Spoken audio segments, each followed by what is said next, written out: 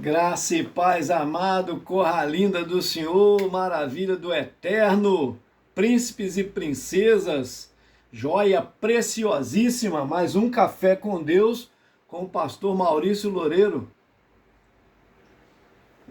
O café de hoje está lá em Hebreus, também Hebreus, né? Capítulo 13, versículo 5 e versículo de número 8. Ok? Muito obrigado você que tem compartilhado, obrigado você que tem inscrito no nosso canal. Nós temos um compromisso de estar orando por você e sua família.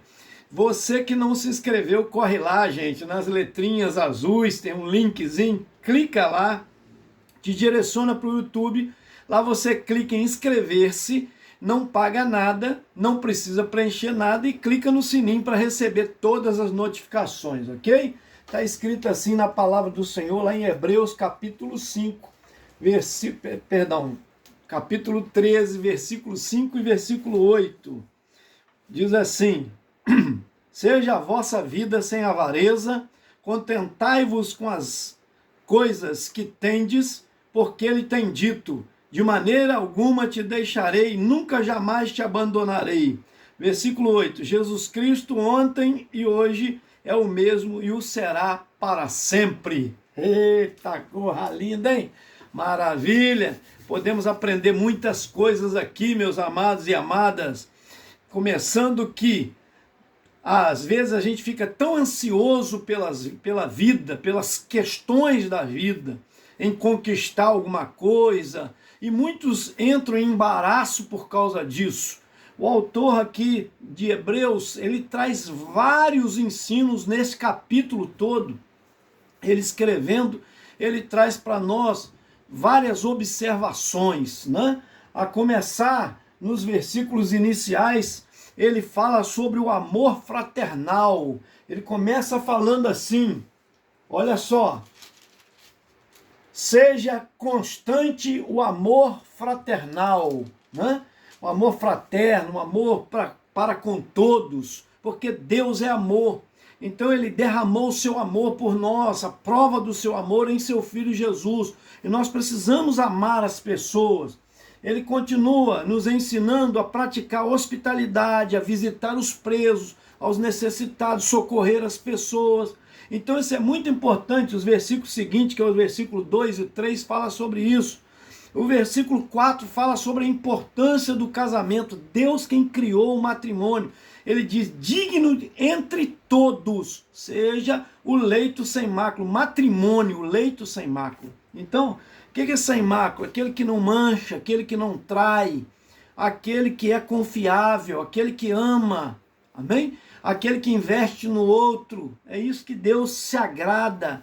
Porque Deus criou o casamento, enquanto o mundo hoje há um sistema diabólico querendo destruir o casamento, destruir a família tradicional. Nosso Deus investe no casamento. O primeiro milagre que Jesus fez foi num casamento. E o próprio Deus fez o primeiro casamento lá em Adão e Eva. Estava presente, fez os dois, né?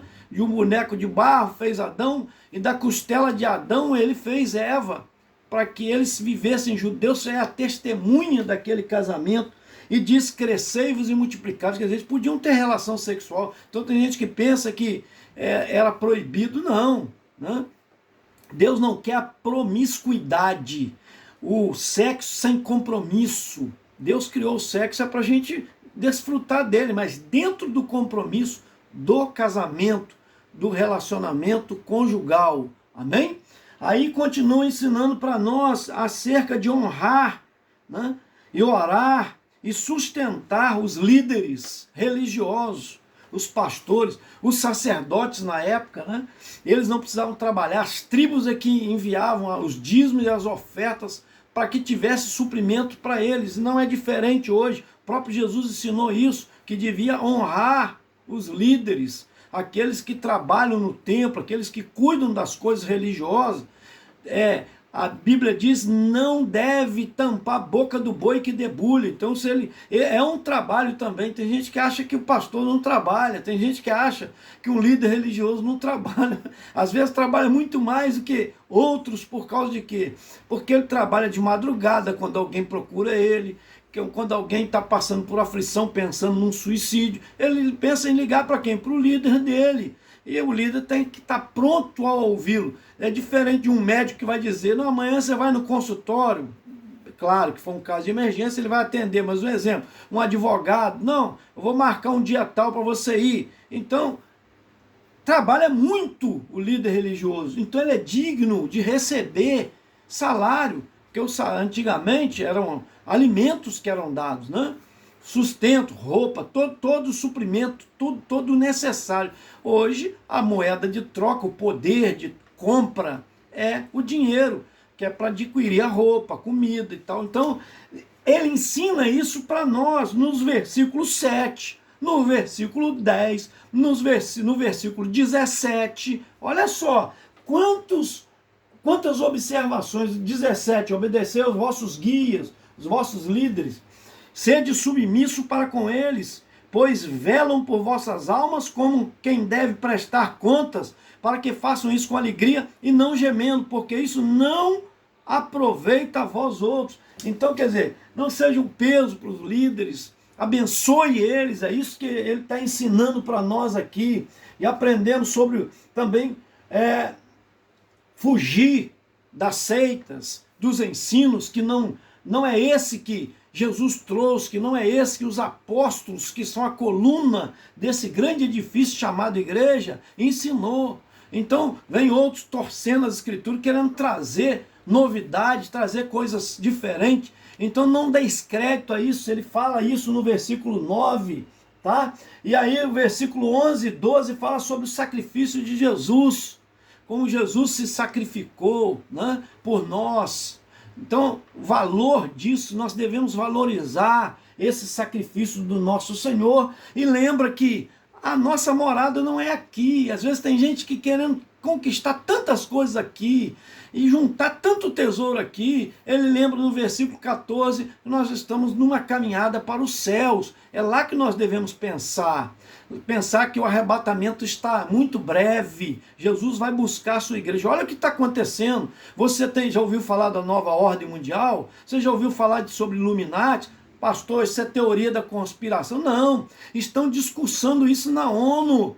São discussões que são levadas. Olha a América do Sul, o que está acontecendo nos países. Vão aparelhando tudo. Olha a América do Norte, olha a Europa, olha lá a Ásia, Oceania, olha lá esses continentes africanos, olha lá para você ver o que está acontecendo no mundo. E a Bíblia fala sobre isso, que no final dos tempos haverá 10 líderes e 3 vão se destacar. Entre os 3 vai surgir o novo líder mundial.